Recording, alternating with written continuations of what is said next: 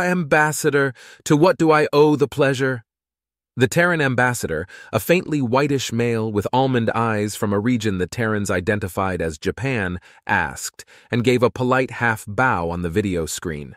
The Terran face was absurdly expressive compared to the reptilian-scale face of a Kalanian, but once you got used to it, it was almost graceful. As a species, they confused Ambassador Kalpek. They could be very gregarious, open, and friendly to a degree that was at first off-putting to the Kalanian race. But the openness of the culture had made it easier to deal with them than most Confederation members when it came to trade. Then there was the matter of the war with the Pankan Alliance. The vengefulness of the humans who rampaged like monsters unleashed became the main focus of propaganda to revitalize the war effort. But now, after a string of victories that saw the various member races of the Pankan Alliance surrender, only the Pankan remained, and they were done. I'm presenting marvelous news. The Pankan have offered to surrender. We wanted to invite you to the negotiations regarding terms. Kalpek trailed off and his tail twitched as the human ambassador's face changed to lose all expression. Are there conditions unconditional, Ambassador? Ambassador Nobunaga asked. Well, no. Ambassador Kalpek replied. Then we aren't finished with them yet. Ambassador Nobunaga replied. But we can negotiate. Kalpek started to say until the human held up a hand to stop him. You may feel free to negotiate all you like, but we are not done with them yet. When they offer unconditional surrender, then we will dictate terms to them. They raided our homes, killed our children. Terran policy is to never negotiate with the aggressors. A surrender to you means nothing to us. The ambassador's smile returned. But we can negotiate good terms and... We aren't done! Nobunaga cut the transmission, and Kalpek hissed. I told the Pankan it wouldn't work. All that is left is to die out or surrender completely. He muttered, then thought, on the other hand, having these maniacs on our side completely upsets the balance of power in the galaxy in the Confederation's favor. Yes, I think this will work out fine, as long as we craft a rational policy. 2 months later. The Pankan Empire, the precursor to the Pankan Alliance which had bullied 20-odd races into submission, had its foundation on a trio of systems with 9 worlds each, all of which had been either habitable or easily pankiformed to suit their desires many generations earlier. These 27 planets comprised the industrial, spiritual, economic, and political heart of their empire. As world after world crumbled, and the terms of peace were constantly rejected, they grew ever more desperate. They understood the Confederation, but they had not understood the Confederation's newest member. They did not know their enemy. Some might argue that they could not have known their enemy, and that ignorance brought them ever closer to defeat, until all that remained were the 3 core systems. The war apes had no interest in preserving, occupying, or protecting anything on those worlds. While they had shown mercy to subordinate races, Pankan were slowly pushed toward extinction. We are offering terms of surrender. Tell us when you offer unconditional surrender. The Terrans always replied and then cut the transmission. Going through their Confederate enemies was a desperate gamble to find some terms other than unconditional. And now 2 months after that debacle, 3 core worlds had been glassed clean of major cities. Major sea lanes had been mined with self-replicating magnetic mines, and all energy supply points were utterly eliminated. World after world teetered on the brink of returning to a hunter-gatherer state to survive at all. Still, the Pankan fought on. They raised smaller, more mobile ships and proclaimed that nobody can fight forever, that if they just continued, the Terrans would give them something. The Terrans continued to give the Pankan glassed worlds. Within 4 more months, the Confederation was begging their allies, stop! And by then 3 worlds remaining that had not been ruined, including the Pankan homeworld. Ambassador Nobunaga went personally to the Confederation homeworld for the conference. The Pankan ambassador appeared on the screen. His own white scales were cracked, shreds of skin that hadn't properly shed from the stress, held out his finger claws with desperation. If we surrender unconditionally, what will you do with us? The entire Confederation listened with rapt attention.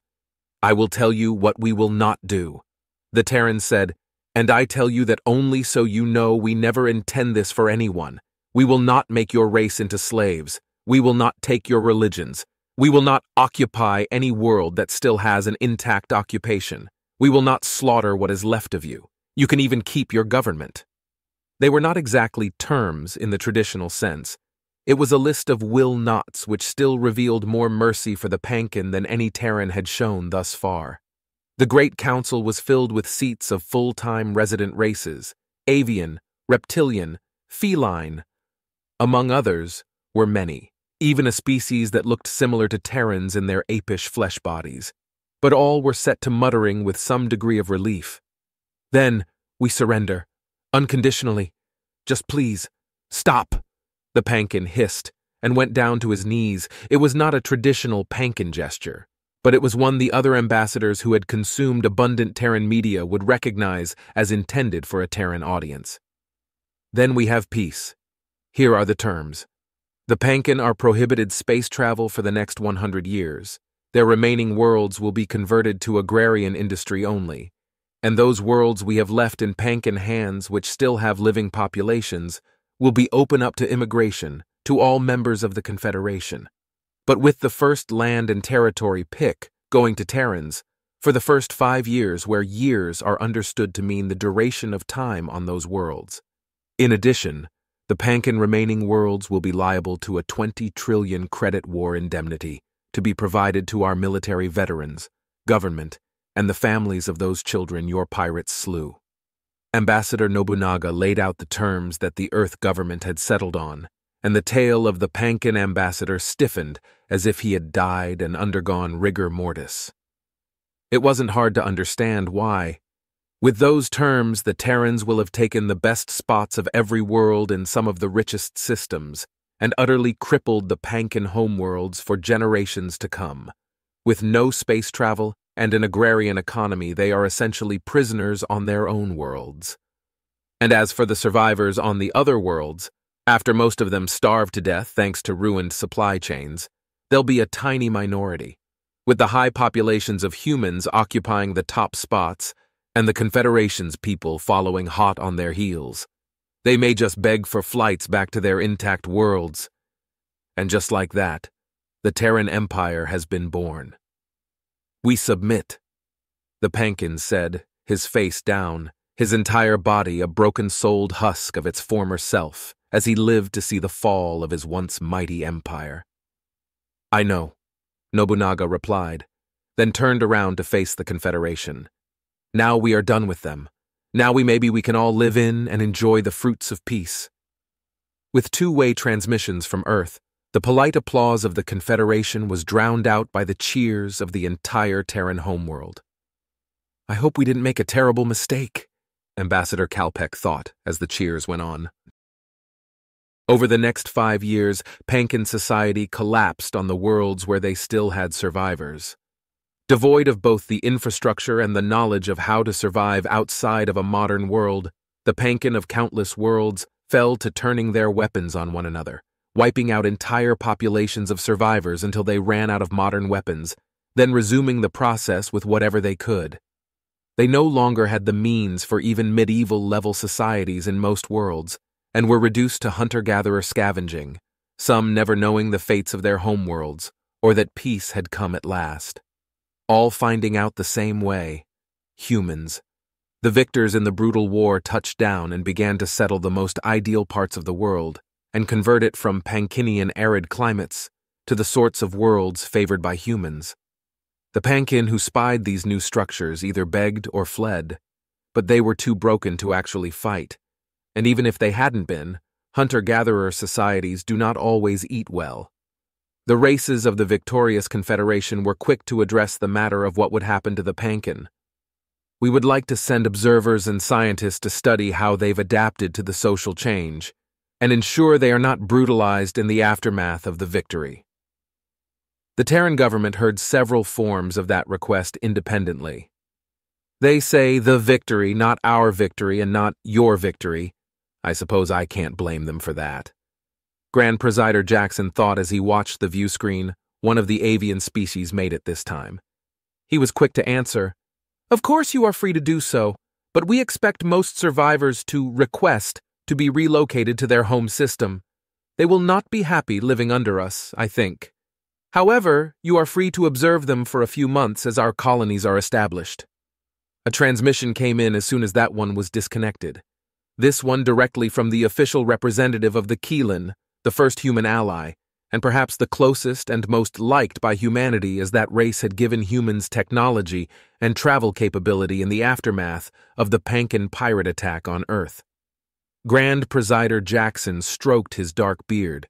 The transmission hadn't been accepted yet, because he knew what the Kalanian was likely to ask. He took a deep breath. "We can't keep this secret for long enough to matter. It's better that we come clean now." He swallowed. The question of how humans were colonizing worlds so quickly was bound to come up. He hit the green accept button, and the pale lizard man's naturally severe face came on screen. "Grand Presider of the Terran Ascendants, I hope you're well. Great Speaker of the Keelan Empire I am, and I hope the same for you." The two leaders bowed slightly in their seats. Despite their differences in species, they had common ground that made it easy to get along quite well. It didn't hurt that the Keelan had none of the prejudices that had still existed, though slowly continued to die out in Jackson's youth, over the color of his skin. The existence of aliens more advanced than humans made that absurd outlook even more marginalized, and the Pankin murders of children, regardless of all other factors, buried what was left of it. If anyone still thought that way, they were quiet enough about it that Grand Presider James Stoneworth Jackson expected it would die when age and time took them. "I am also," the Keelan Great Speaker replied. "Forgive me if I bypass our usual pleasantries. I'm afraid I have an important question for you." "You want to ask about our colonization rate?" the Grand Presider asked. "Yes. You've placed 20 outposts on over 20 different worlds in the last few months. There is some concern about whether or not your planet can handle the kind of mass emigration it would take to sustain that." The Keelan question was clearly carefully constructed to be benign, even with good reason. "Not to worry, Great Speaker. My world has had many mass migrations in the past. We've learned a great deal about how to handle it, and our current solutions are quite effective." Grand Presider Jackson promised, and he was unable to constrain a smile when he said it. "Our study of your species has shown, strangely enough, that you put abundant resources into few young over a long period of time. This is strange to us who think nothing of losing a few along the way, but it seems this should make things harder, not easier for you." The Great Speaker replied, and James Jackson politely inclined his head. "Yes, but our children are capable of a great deal at a relatively early age, so we've adopted two strategies.